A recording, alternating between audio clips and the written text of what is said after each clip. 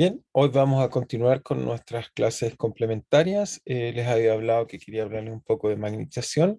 Vamos a tratar de ser un poco más lúdico, digamos, dentro de lo que se puede. Así que para eso lo que les he preparado es un pequeño video y después discutiremos un poco acerca de la materia. Entonces veremos el video. Lo que sí, el video tiene una pequeña restricción que está en inglés, pero está subtitulado en español. De todas maneras, si es necesario comentar algunas cosas que me parezcan relevantes, lo haremos, digamos, y hablaremos acerca de él. Entonces aquí va el video, entonces toma atención y yo entonces iré explicando de qué se trata. Entonces va a hablar de tipo de magnetismo. You might not think of water as being magnetic, but it is. Fíjense eso, lo que nos acaba de mostrar algo muy interesante. Tenemos distintos materiales, aquí vemos grafeno, por ejemplo, acá vemos aluminio, acá vemos agua, por ejemplo, bismuto, que es muy interesante, que es el que está ante el agua, y que nos demuestra que cuando coloca un imán, esto que tiene en las manos es un imán, cerca del agua, entonces vemos que se repele. Así que no se sabían si el agua tenía propiedades magnéticas, uno pensaría que no, las tiene. De hecho, va a ser un material diamagnético, voy a tratar de explicar este concepto muy inesperado, pero el agua, fíjense, a diferencia de cuando traemos un metal o un imán a un metal, típicamente se pega. En este caso hace completamente lo opuesto, se repele. Veamos de qué se trata esto tan extraño e inesperado. So are graphite, aluminum, and glass. Entonces, ahí vieron que tenemos distintos materiales, el grafeno, aluminio y vidrio. Veremos entonces que tienen propiedades interesantes que las vamos a clasificar en ferromagnéticas, diamagnéticas y paramagnéticas. ¿Ok? Ya vimos que el agua va a ser diamagnética, esto va a significar esencialmente que cuando colocamos un imán se repele, paramagnética es que se va a atraer cuando sacamos un imán, y ferromagnéticas son materiales que tienen magnetismo permanente. Pero veamos qué vemos y qué aprendemos de este interesante video. This is a new and different category of magnetism called either para or diamagnetism, and it's different from the magnetism that you're used to. You're probably already familiar with ferromagnetism. Ferro means iron. An unmagnetized piece of iron or nickel or cobalt becomes a magnet in the presence of a magnetic field. The effect is strong and lasts even after the magnet is removed. O sea, se mantiene magnético. Eso Paramagnetism is a similar effect, except that it's much weaker and temporary. Aluminum is a good. Entonces, ahí lo que nos trató de decir que el ferromagnetismo es una propiedad que se mantiene durante mucho tiempo, se magnetiza el material, va a introducir la magnetización, y aquí nos va a hablar del paramagnetismo, que van a ser materiales que se van a magnetizar, pero son muy débiles, no dura mucho tiempo esta propiedad. Veamos lo que pasa. Example of a paramagnet. Si fijan, se atrae. Hacer que es aluminio, el aluminio se queda atraer. And so is oxygen, which is attracted to magnets. Oxígeno líquido. Here, I have a few milliliters of liquid oxygen, which sticks to the magnet. I'll explain why later. Gadolinium oxide and cupric sulfate are good examples of paramagnetic substances. Entonces, Cupric sulfate is a salt that can be picked up by a magnet. Diamagnetic materials are exactly the opposite of paramagnetic. They are always. Entonces vamos a ir ahora a los materiales diamagnéticos, son muy interesantes, tienen propiedades muy opuestas a los paramagnéticos, los cuales, como vieron, se magnetizan y se atraen. Estos se magnetizan y se repelen, como vimos, como el agua. Pulsed. They would rather die than be in a magnetic field. An important example of a diamagnetic material is graphite. This specially made pyrolytic graphite is repelled by a magnetic field. Don't be confused. This is not static electricity or eddy currents. Entonces, fijan ahí, dice no hay que confundirse, no hay ninguna propiedad eléctrica, simplemente uno toma grafeno, ¿okay? Que es una forma que está destruida, si quieren, como el grafito que conocen de los lápices, siempre tiene una estructura molecular ligeramente distinta, y lo que vemos es que cuando acercamos un imán, este se repele, como lo hacía el agua, o ese vasito de agua que mostré al principio. Graphite is repelled by a magnet, always, both by the north and south end. Se repele independiente del polo norte o sur, obviamente. No le gusta. Pyrolytic graphite is a grown crystal of flat carbon layers which maximizes the diamagnetic effect. Se fijan ahí lo que mostró algo muy interesante, tenemos imanes, colocamos un grafeno, y en este caso este grafeno, como es diamagnético no le gusta tocar la superficie del imán, la repele, y eso hace que flote. Eso nos puede permitir tener, digamos, cosas que limiten. Aquí van a jugar con la temperatura, donde uno puede, bueno, ver propiedades interesantes como esa. The best diamagnets are superconductors, which at low temperatures provide exact opposite repulsion to whatever magnetic field is present when they're chilled. Entonces, They are perfect estos, estos imanes son superconductores. Cuando son superconductores son perfectos diamagnéticos, y eso hace que floten y duren mucho tiempo. Eso ya lo habíamos discutido cuando hablábamos de superconductividad, pero no entendíamos qué significa ser diamagnético. Esperemos que vamos a entender ahora, muy luego. The most famous and powerful diamagnetic is bismuth, element number 83 on the periodic table. Bismuto. The bismuth-powered boat sails toward the weaker magnetic fields.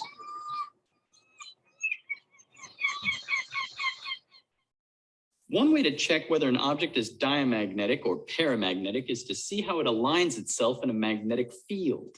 Entonces aquí dice la forma de chequear los materiales, generalmente esta propiedad de ser diamagnético o paramagnético. La propiedad de hacer esto es simplemente tomar un material, someterlo entre un imán o dos polos opuestos de un imán, y entonces si se va a paramagnetizar, entonces va a quedar paralelo, y si es diamagnético va a moverse ortogonal porque está en una especie de péndulo de torsión, como lo vamos a ver ahora. Diamagnetic objects like glass will rotate to avoid magnets. Here, we see that the glass is diamagnetic because it twists to get to the weaker magnetic field. But aluminum rotates into the field, typical of a parallel paramagnet. On the periodic table, we see that aluminum has 3 valence electrons. So what does it take to understand what it means for something to be a paramagnet or a diamagnet? You have to know what the electrons. Entonces, ahora nos va a dar una explicación a partir de la estructura electrónica de los átomos, y nos está diciendo que el campo del aluminio tenía 3 electrones, por lo tanto hay un electrón libre, y vamos a comparar con otros materiales como el bismuto, que vamos a ver que no tiene 3 electrones libres, sino que tiene 2, y va a ser esta propiedad la que va entonces explicarnos, de acuerdo a la estructura electrónica, si es paramagnético o diamagnético, pero vamos a conocer la estructura molecular del material en cuestión. Doing. Consider, for example, aluminum. Aluminio se atrae. We see from the periodic table that aluminum has 3 valence electrons. That's 2s Entonces, aluminio tiene 3. and 1p. Bueno, como alguna vez se los mencioné, pero solo mencionar, bueno, eso tiene que ver con la mecánica cuántica, cosa que no conocemos, pero, perdón, que no hemos presentado en el curso, a eso me refiero. Entonces, obviamente, tiene niveles distintos que llamamos S, tiene 3 niveles P, y en cada uno de estos niveles, y también tiene niveles F, etc. En cada uno de estos niveles podemos colocar 2 electrones por el principio de incerteza, que tiene que ver cómo está su spin para arriba o para abajo, que es un momento angular cuántico, y como tiene 3, entonces este caso llena sus niveles más bajos, los 2s y 1p, y por lo tanto, en este caso el aluminio tendría esta estructura. Now it's that unpaired electron that makes it a paramagnet. This unpaired electron enables it to become magnetized. And it's that unpaired electron that is free to be magnetized and attracted by the magnet. But what about a diamagnet like water? ¿Qué pasa con el agua? Yes, the water molecule. It has all of its electrons paired. It will not be magnetized. In fact, water is repelled by a magnetic field. The electrons come to lower energy as they are moved away from the magnet. In conclusion, when something is a paramagnet or a diamagnet, it tells you what its electrons are doing. In the case of a paramagnet, it has at least 1 unpaired electron. In the case of a diamagnet, it has mostly paired electrons. Entonces lo que aprendemos de ahí es que con un electrón se va, en la estructura atómica se va a reforzar, y en cambio que tengan 2 se va a oponer a un campo magnético, pero no quiere perder su estructura magnética. Esa es la razón profunda. Bueno, vamos a tratar entonces de dar algún tipo de explicación e intentar un poco mejor este tipo de discusión que estábamos teniendo recién. Entonces vamos a colocar la tablet, y para eso entonces vamos a tratar de introducir algunos conceptos importantes. Entonces, perdón, un segundo, vamos a colocarla por aquí. Eso debería ahora funcionar. Déjenme ver si funciona, si no, vamos a intentar de nuevo conectarla.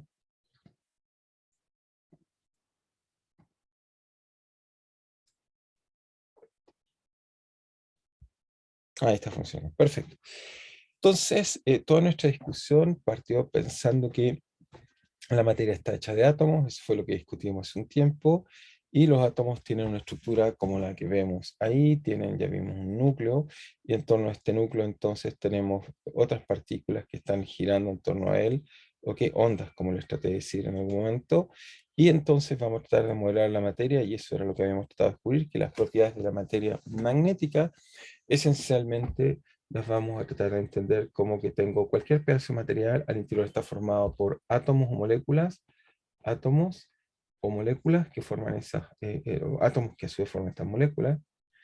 Y lo interesante es que entonces tengo siempre algún tipo de espira o corriente girando en torno a ellos. ¿Ok? Entonces tenemos ese tipo de cosas. Y por lo tanto uno puede introducir el primer concepto, igual como hicimos en la polarización, es que uno quisiera saber cuánta espira. Entonces asociado a cada espira tenemos un momento magnético. No olvidar que el momento magnético simplemente era algo así como el límite de que tomaba el área, esa espira tendía a cero y la intensidad de corriente tendía a infinito, era muy grande y el área vectorial, entonces me queda área, vamos a colocar así, para no confundir el potencial magnético, e I, y eso nos da el momento magnético. Entonces, cada una de estas tiene un momento magnético distinto, y entonces lo que uno hace esencialmente es que considera un pequeño elemento de volumen, y en ese elemento de volumen uno lo que hace, y vamos a introducir el concepto de magnetización, lo que uno hace esencialmente es introducir la densidad, lo que llamamos M, va a ser lo que llamamos magnetización.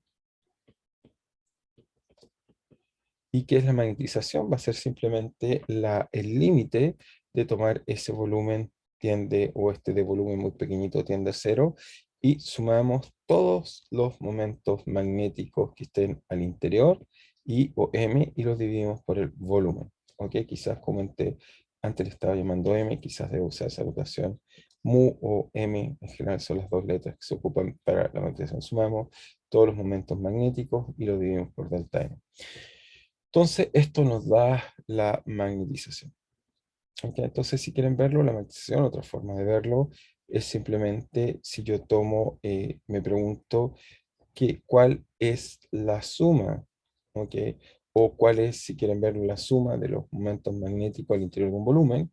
¿Ok? Como el volumen es pequeño, puedo colocar un diferencial que me diga el de suma de la magnetización. Es una cantidad vectorial, por supuesto, no olviden que es una cantidad vectorial. Entonces, esto nos dice entonces que esto debería ser igual a la densidad de momento magnético, que es lo que llamamos magnetización, por el de volumen. Esta en realidad es la forma que me parece más racional y simple de recordar. Es la densidad, nos dice cuántos, en realidad, cuántos momentos magnéticos orientados, porque tengo que sumar vectores, eso es lo único que se trata de cuidado. Una vez que sumamos vectores apropiadamente, podemos decir cuál es el momento magnético asociado. Ahora, esta cantidad, por supuesto, tiene dimensiones. La magnetización tiene dimensiones de qué? Bueno, tiene dimensión de momento magnético. Eso era, habíamos dicho, ampere por metro cuadrado y dividido por volumen que tiene metro cúbico y por lo tanto me quedan unidades de ampere partido por metro. Aunque son las unidades de la magnetización. Entonces la magnetización, igual como la polarización, va a ser un vector importante que nos va a permitir definir cosas, digamos, de relevancia en nuestra discusión. Entonces, como ahora uno quisiera saber qué quisiéramos saber, qué propiedades eléctricas, por ejemplo, igual como hicimos con la polarización, si tomamos un material cualquiera, entonces tomamos un material, nos gustaría saber, ok, si conozco la magnetización, es decir, cómo está esta distribución, quisiéramos saber, bueno, cómo es el campo magnético, o cómo afecta el campo magnético, igual como aprendimos que cuando un medio se polarizaba, entonces eso afectaba al campo eléctrico, y a su vez tenemos que definir un vector de desplazamiento que nos dé cuenta de esas propiedades. Entonces aquí vamos a hacer exactamente la misma lógica, vamos a tratar de entender cómo funciona la magnetización. Entonces, para hacer eso, usamos el potencial vector, que es más simple de calcular. El potencial vector se alinea a la magnetización, entonces vamos a tratar de calcular cómo es A en todo el espacio, y por supuesto B es simplemente el rotor de A, así que si conozco A y calculo su rotacional, conozco B. Entonces, el momento magnético, por supuesto, si colocamos todo el sistema, sería simplemente un 0 partido por 4pi, integral, por supuesto, de la magnetización, momento magnético, cruz R menos R'. Ya habíamos visto que cuando tenía momento magnético era simplemente eso está ahí.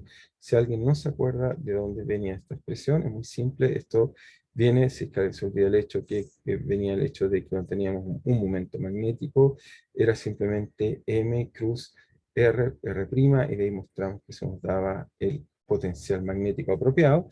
Pero ahora lo que hacemos es que es un diferencial y lo integramos, y con eso entonces lo transformé, este elemento que está acá, lo transformé en esto usando algo que ya habíamos visto, simplemente usé esta expresión de acá. Esto lo transformé en eso y en eso, y eso entonces me da efectivamente el potencial A, que es el que quiero calcular. Ahora la pregunta es cómo uno hace cosas con esta expresión y puede calcular o decir cosas que pueden ser de interés. Entonces lo que uno hace es, primero que nada, usar algunas propiedades simples. Por ejemplo, esto está acá. Y la matrización, por supuesto, es, o quizás poder escribir, integramos sobre el volumen prima, así que la matrización depende, por supuesto, de R', y esto es cruz, si quieren verlo así, R menos R', partido por R menos R' elevado al cubo. Esa es la expresión que tenemos integrado en dB. Por lo tanto, esto que está acá, uno puede escribirlo de la siguiente forma, un poco más astucioso, digamos. Vamos a tratar de darle alguna interpretación. Esto se puede escribir simplemente de la forma, ups, se me fue la, se puede escribir así, 4pi, entonces integral de b, este volumen prima, me queda simplemente m', y esto, si lo hago con respecto a r', ya lo sabemos calcular, esto es simplemente la divergencia de 1 partido por r menos r'. Si no se recuerdan dónde viene eso, recuerden que al derivar esto, entonces salía primero que nada un signo menos, ¿ok? Hacia afuera, y abajo se elevaba en 1, pero como era un medio, me queda un medio menos 1, me queda 3 menos 3 medios, o sea, y eso es el exponente que tenemos acá, y después arriba me queda la derivada de lo que está dentro, entonces eso me quedaba E menos, pero en este caso si lo hago en respecto a R', menos con menos queda más, y por tanto este es el gradiente en M'. Y para hacer algo útil con esta expresión que está ahí, lo que podemos hacer, digamos, para hacer algo que sea más fácil, es usar alguna identidad que me relacione de alguna forma rotores y divergencias.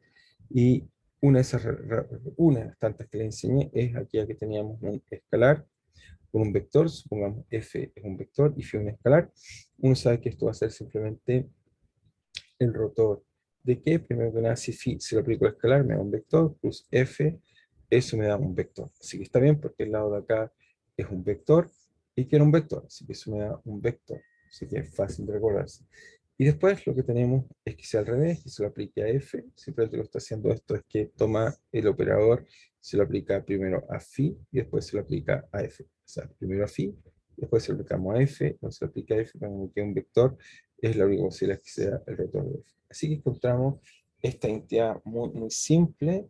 ¿Y de qué nos puede servir a nosotros? Que bueno, lo que tenemos acá nosotros justo esta expresión que tenemos acá, es la expresión que queremos, digamos, acá, tiene una forma similar. ¿Qué forma similar tiene? Que si se fijan, eso es un vector por un gradiente, por lo tanto se parece bastante a un vector por un gradiente que tenemos acá. Entonces, si eso lo paso hacia el otro lado, entonces nos queda simplemente menos gradiente de f cruz f, y esto igual me queda simplemente menos rotor de f cruz o f punto b, más phi por rotor de f. Hasta ahí encontraríamos esa expresión que está ahí. Y ahora, bueno, para que me quede parecido a lo que necesito acá, invertimos el producto cruz. Siempre el producto cruz de A por B o el rotor de A por B es menos eso, o sea, si lo podemos escribir así, y si lo invertimos, entonces podemos encontrar una expresión bastante agradable. Se puede invertir de la siguiente forma: lo colocamos F, nos queda simplemente así, cambiamos el signo, y acá esto lo podemos dejar igual, eso no cambia nada, F por phi más esto que está acá. Así que esto, usamos esta identidad en esta expresión que está ahí, y nos queda que f sería m. Si usamos que f es m, entonces nos quedaría que a vale mu 0 partido por 4pi, integral sobre el volumen b', por supuesto. Y en este volumen b', que es lo que descubrimos, en este volumen b', descubrimos que f por b es simplemente va a ser menos, ¿ok?, este operador rotor de F, que en este caso es la magnetización, punto phi, pero phi el escalar es 1 partido por r menos r prima. Ujú. Y me quedaría menos eso que está ahí, eso es perfecto, tenemos ese término que está ahí, es el menos, y después me quedaría, bueno, lo voy a anotar por separado, mu 0 partido por 4pi, integral de b, y en este caso me quedaría que es el escalar, que es simplemente 1 partido por r menos r prima, y multiplicado por el rotor de la magnetización. Recuerden que este vector está evaluado en las coordenadas r prima, si no, no me da algo en signo. Entonces me da cruz m y esto por db. Entonces, para hacer esto, ya casi tenemos una expresión útil con la cual vamos a tratar de entender y aprender las cosas que estamos discutiendo.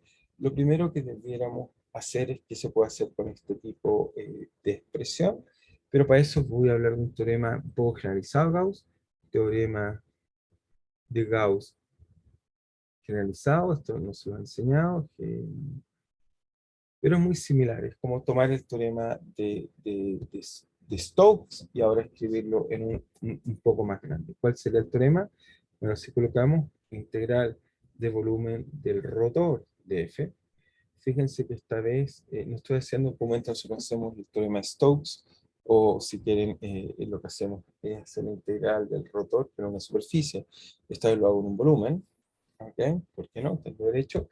Y uno, bueno, hay que calcular, no es fácil, uno puede mostrar que esto es simplemente la frontera de este volumen, ¿ok? Y lo que nos va a quedar que es la normal a la frontera f de esa cantidad. Es decir, que si yo tengo un volumen, no sé si queda claro, pero la idea es muy simple, si tengo un volumen, entonces tengo mi flecha acá que dan cuenta del f, y yo le calculo el rotor, eso va a ser igual simplemente la integral sobre la superficie de n. N, no olvidar, es la normal exterior a la superficie, cruz F. Aunque eso no lo he demostrado, simplemente ya creo que no vale la pena demostrar más resultados matemáticos importantes, pero se parece bastante a nuestro teorema de Stokes, donde teníamos rotor, integral de superficie, una integral de circulación, pero en este caso, para que bueno, funcione, que es vectorial, tiene que tomar esta forma, como una expresión un poco más compleja.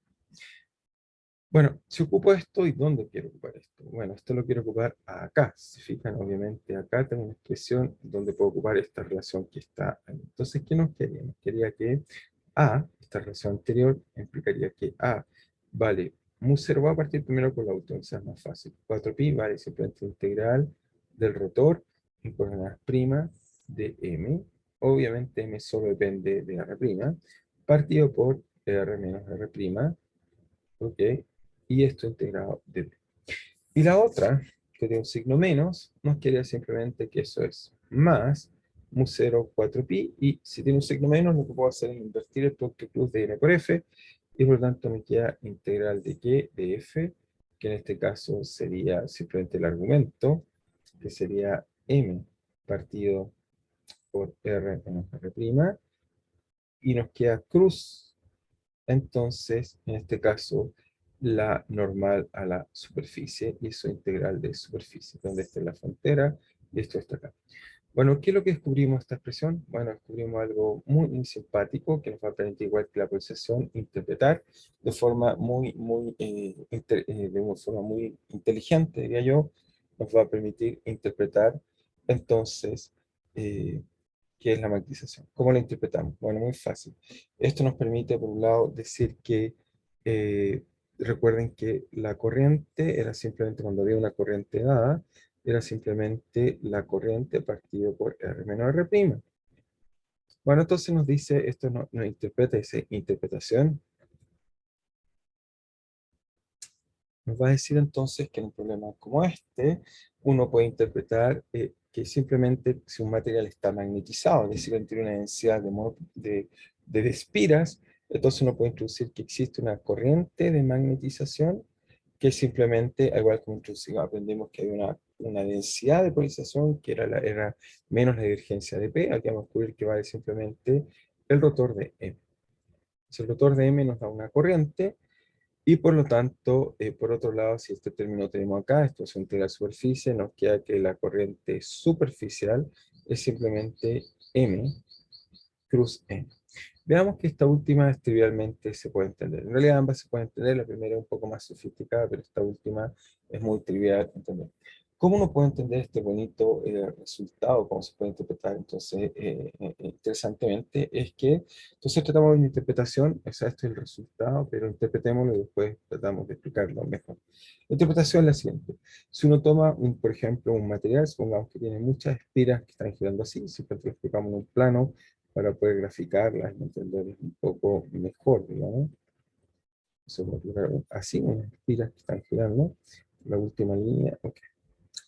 Bueno, si tomamos estos como si fuera un material, en este caso n sería el vector que apuntaría si está girando usando la regla de la mano derecha, es decir, que esto va así, entonces ese vector apuntaría hacia nosotros. Así que fíjense que esto que está acá nos daría que m sería un vector que apunta hacia acá, simplemente corriente por el área, nos da un m hacia acá, apuntando hacia nosotros. Y por otro lado tendríamos que la superficie, en este caso la normal a este objeto, sería un vector que apunta hacia allá, sería n. Y m apunta hacia acá, y por lo tanto si hago m cruz n, o sea, m cruz m, me da entonces que hay una flecha hacia arriba, que sería la corriente superficial. Y efectivamente, cuando miramos la superficie, nos da que si uno mirara solo este pedacito acá, por ejemplo acá o allá, veríamos que efectivamente hay una corriente así o hay una corriente así que efectivamente eso que vemos está bien. M, la magnetización cruz N, normal al cuerpo apuntando hacia afuera, nos da una corriente. Así que notamos esa observación importante. Observación, podríamos decir que, ¿cuál es la observación importante? Es que efectivamente un medio con circuitos, digamos, o espiras con circuitos cerrados o espiras, tiene magnetización. Tiene una magnetización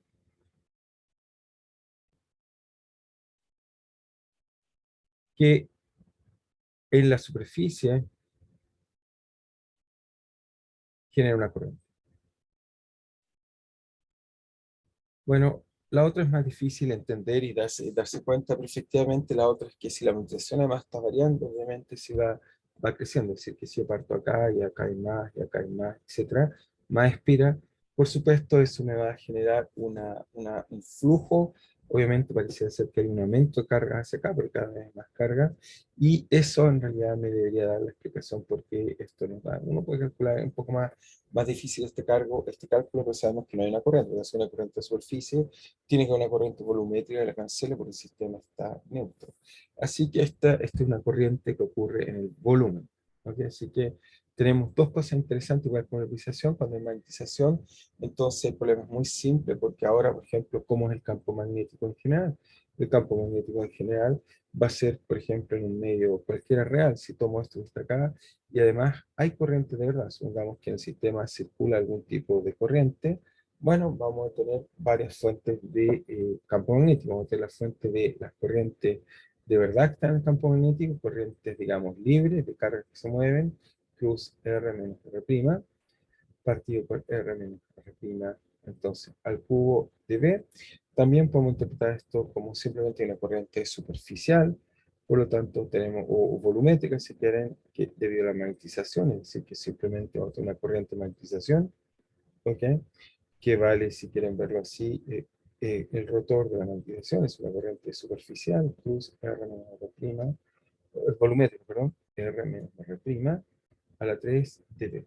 Y también podemos tener, digamos, una pequeña, digamos, corriente, digamos, superficial. Vamos a borrar esa raya, pero superficial, que sería la forma mu0 partido por 4pi, integral, esta es de superficie, esta es de volumen, esto es de superficie, de simplemente lo que ya vimos, que es la magnetización cruz n, cruz R menos R' partido por R menos R', ok, dB. Entonces obtenemos este tipo de cosas. Entonces, solo un segundo, vamos a tratar de colocar unas rayas para que me gusta, para no perder, colocar una raya así, ya con eso entonces no nos vamos a perder tan fácil. Entonces tenemos eso que está ahí. Entonces, eso nos da la magnetización. Entonces nos permite entonces entender en la magnetización simplemente la entendemos porque tenemos corrientes volumétricas y superficiales. Ahora, por otro lado, ya sabemos que esta es la forma integral de nuestra teoría, forma integral, pero también tenemos una forma diferencial, que es la ley que es, por ejemplo, en este caso, simplemente sabemos que tenemos que el rotor, o si quieren verlo así, la divergencia de B era cero, no hay monopolos, y tenemos por otro lado que el rotor, okay, de B, rotor de B, igual simplemente mu 0 es J. ¿Okay? Pero J, en este caso, va a tener dos fuentes en un material real, va a tener fuentes de corriente libre y otras de corriente de magnetización. Entonces, voy a insistir, o sea, tomamos un material cualquiera, o sea, nos imaginamos un bloque, un material cualquiera, que lo colocamos así, y nos imaginamos ese material cualquiera, entonces lo que estamos diciendo es que, porque nos imaginamos así, sabemos que entonces al interior hay espiras, hay magnetización,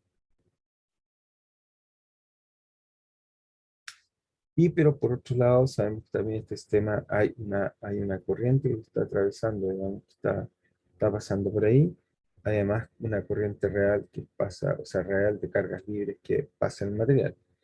¿Ok? Por ejemplo, eso podría pasar en el agua. Tiene las moléculas que la forman, tiene un momento magnético, pero a su vez puede pasar corriente. Entonces, ese J son las J sería lo que llamaríamos corriente libre, J libre, corrientes reales. Y tenemos, por otro lado, tenemos también corriente de magnetización, que en este caso es muy simple, es el rotor de E. ¿Ok? Así que tenemos esos dos tipos de corrientes que caracterizan el sistema. Entonces, ¿qué podemos hacer con esta ley? Bueno, aquí vamos a descubrir una cosa muy esperada. Tenemos todo esto acá. Entonces uno dice, bueno, eso quiere decir que la ley de circulación se escribe como el rotor de B igual a mu 0, J libre. Y acá, fíjense, me queda más mu 0. Y acá me queda algo interesante, me queda acá el rotor de M. Ujú.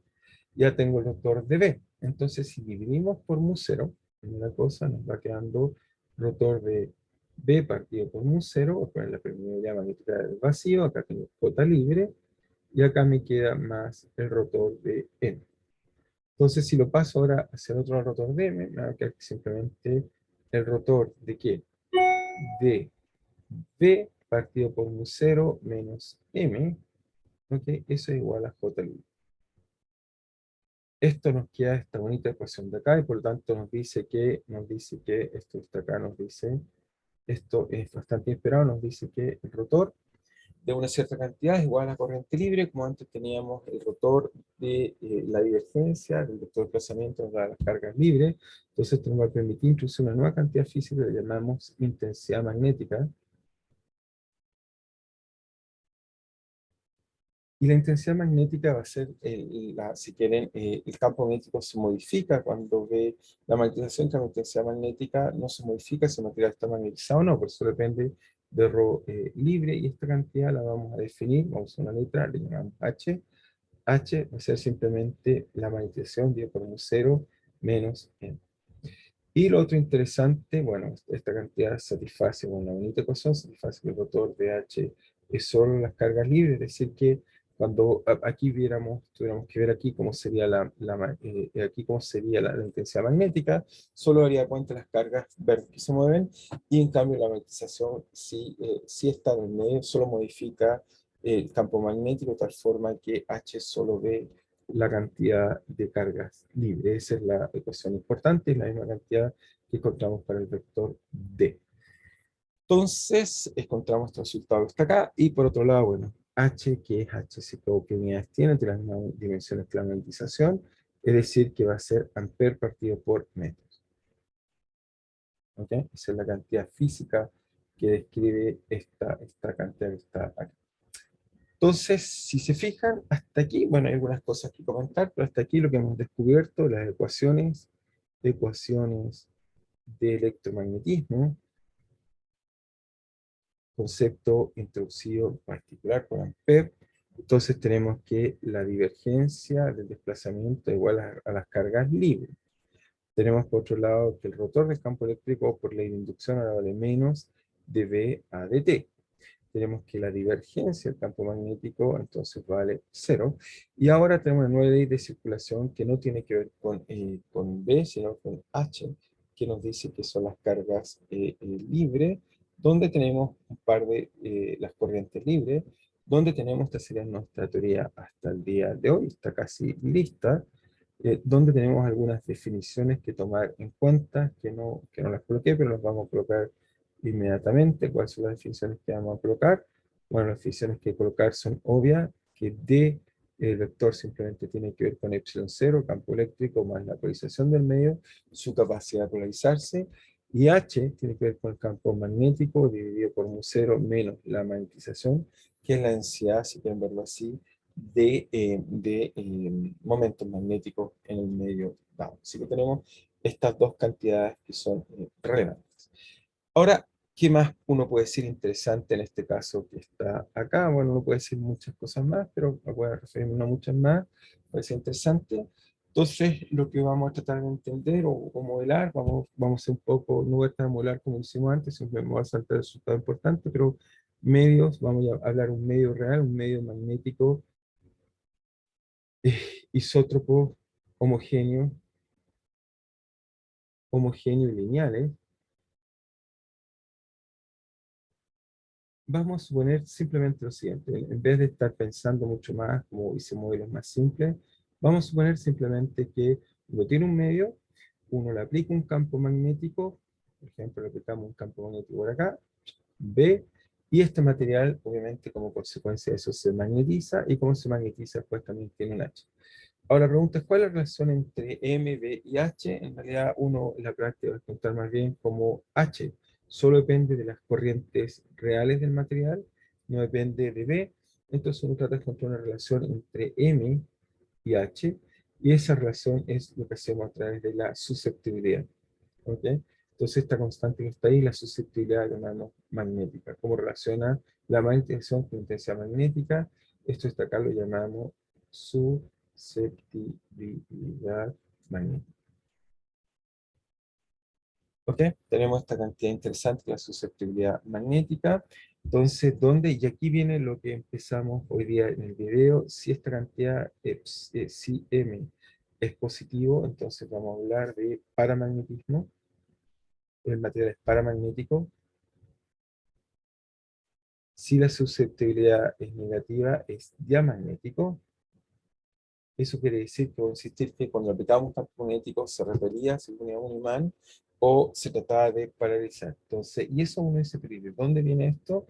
Muy fácil, viene si esto reemplazamos nuestra definición, colocamos que H era B0 partido por mu, entonces ahora colocamos menos magnetización, si ahora ocupo la definición que acabamos de colocar, veamos qué es lo que descubrimos cuando hacemos eso, ese tipo de análisis. Vamos a descubrir cosas bastante interesante. Entonces, ¿qué es lo que descubrimos? Es un análisis breve, eso que está ahí. Bueno, descubrimos lo siguiente. Descubrimos primero que nada que H es igual a B0 por mu 0. ¿Por qué puse B0? B0 es B partido por mu 0, perdón. B partido por mu 0, que no sé, es un error, digamos. Eso a veces la dirección no acompaña y le hace trampa, pero no importa. Menos, entonces acá tenemos la susceptibilidad, ok, por H, la susceptibilidad magnética. Porque esta cantidad es una susceptibilidad que en realidad sí es adimensional, porque obviamente la magnetización tiene la misma unidad, esto es adimensional. Y lo interesante es que ya tenemos algo muy, muy bueno aquí, que si hacemos eso, fíjense, nos vamos a una relación entre B y H, que si coloco B, en realidad, lo espejo esta relación, me queda simplemente mu 0, factor afuera, me queda 1, ¿ok? Y entonces también me queda acá más epsilon m por h. Entonces, esta cantidad que está acá es lo que llamamos esta cantidad que está acá, que la definimos como 1 más epsilon m por mu 0, es lo que llamamos la permeabilidad magnética del medio. Permeabilidad magnética del medio. Ahora, esta cantidad, como ven acá, a diferencia de lo que teníamos, el psi puede ser positivo o negativo. Y eso es muy importante. Este psi puede ser positivo o negativo. ¿Ok? Positivo o negativo.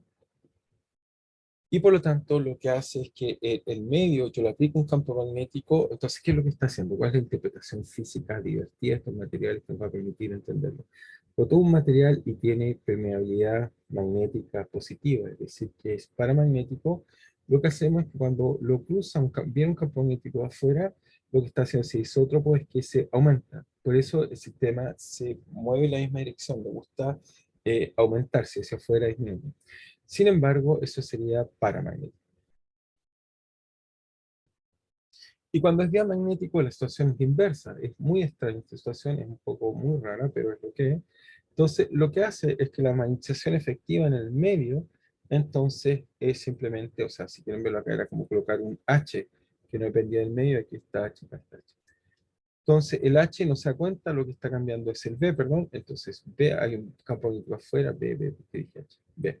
Entonces, lo mismo acá, coloco un B acá afuera, tenemos un B acá afuera, y lo que hace es que ahora disminuye el signo, así que en realidad si es que se magnetiza, incluso es chiquitito, es mucho más pequeño que lo que había afuera. ¿Ok? Es decir, que el material se opone a que cuando tengo un material magnético hace que la magnetización interior sea más pequeña. En la práctica, cuando uno dibuja las líneas de la magnetización, las líneas en realidad tienden a salirse o no le gusta estar por dentro del material. ¿Ok? Porque el diamagnetismo hace que sean son las líneas magnéticas, hace que sea más pequeño. Y esta propiedad es la que hace entonces que en el caso del agua, por ejemplo, siente un torque y trata de oponerse a él y se trata de salir, que fue un poco lo que tocamos al principio. Y solo por aquí tengo una pequeña tabla para simplemente una tabla de materiales, tabla, entonces aquí coloco material, y aquí voy a colocar su susceptibilidad magnética asociada para que tengan alguna idea. Entonces, por ejemplo, tenemos el aluminio, que vimos al principio, ese tiene 2.1, es muy débil la magnetización, es muy grande por 10 elevado a menos 15, o sea, es ligeramente 5, bueno, dije 15, 5, casi todos son de elevado a 5. Tenemos el magnesio, ese también tiene 6,03 por 10 elevado a menos 5. ¿Ok? El sodio, la sal, eso tiene entonces 0.84, son 0 por 10 elevado a menos 5, casi todos están en estas unidades, no tienen mucha existencia. Pero, por ejemplo, tenemos el bismuto, que vimos que tenía propiedades raras, esa repelía, y el bismuto, entonces en este caso uno puede ver que es menos 16,4 por 10 elevado a menos 5. Este es diamagnético, los de arriba son paramagnéticos, estos son diamagnéticos. El cobre, entonces uno toma el cobre, hace un imán y se pregunta desde el punto de vista magnético, no le gusta alinearse la dirección opuesta, es diamagnético. Entonces este es 10 elevado a menos 5. ¿Ok? El bismuto, porque puse 4 es 5, menos 5, todos son del mismo orden, salvo el signo. El oro, por ejemplo, o dar un último ejemplo, y uno puede darse cuenta que casi todos los contrastes o son diamagnéticos o paramagnéticos, 3.5 por 10 elevado a menos 5. ¿Ok?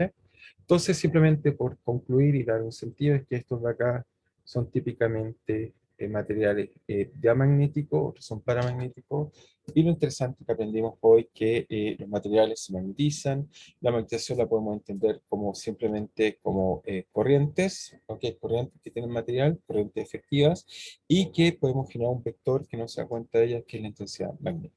¿Ok? Bueno, espero que les haya gustado y que hayan aprendido un poco de magnetización.